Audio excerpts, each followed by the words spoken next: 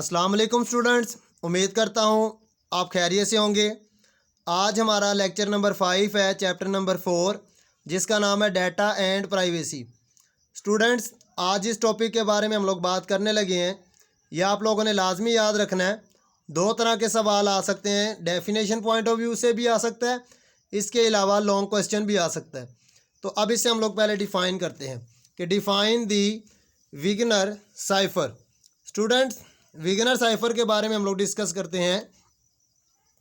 कहते हैं Vigenere cipher is another substitution cipher which used a table now as Vigenere cipher table.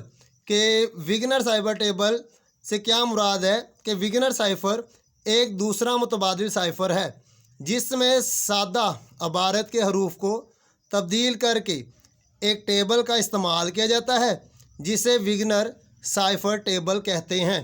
इसके अलावा इस table में 26 रोज़ और 26 कॉलम्स होते हैं। तो स्टूडेंट्स, ये था हमारे पास 2 नंबर का सवाल। आगे हम लोग डिस्कस करते हैं इसके बारे में। स्टूडेंट्स, आप देख सकते हैं कि एक टेबल है जिसमें जो अल्फ़ाबेट्स हैं वो कॉलम की सूरत में भी हैं और अल्फ़ाबेट्स हैं जो वो रो की सूरत में भी हैं। स्टूडेंट, इसमें करना ये होता है कि आपने कुछ पहला वर्ड्स होता है आपने कॉलम की सूरत में सिलेक्ट करना है और इसी तरह जो दूसरा वर्ड्स होता है इसको आपने रो की सूरत में सिलेक्ट करना है।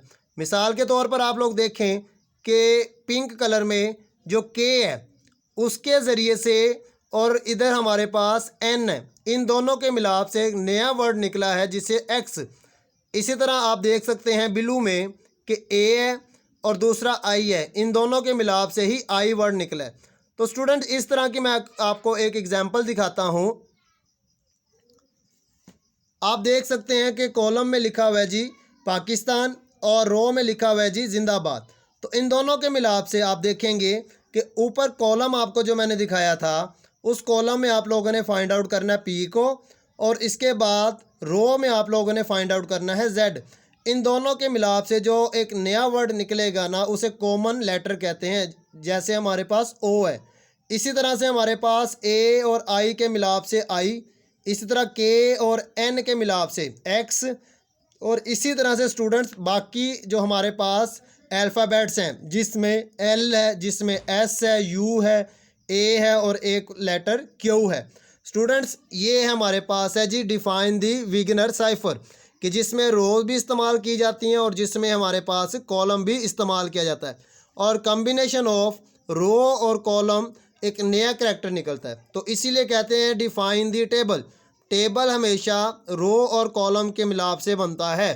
तो इधर हमारे पास दोनों चीज़ें मौजूद थी, रोज़ भी थी हमारे पास और दूसरा हमारे पास कॉलम भी थी। स्टूडेंट्स, आगे मैं आपको बता दूं जो नोट करने की बहुत अहम चीज़ है।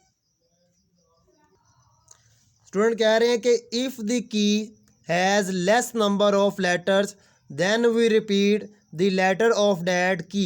यानी कि अगर वो कह रहे हैं कि कॉलम लेबल जो लिखा हुआ है इसमें पाकिस्तान है और पाकिस्तान में कितने अल्फ़ाबेट्स यूज़ हो रहे हैं, 8।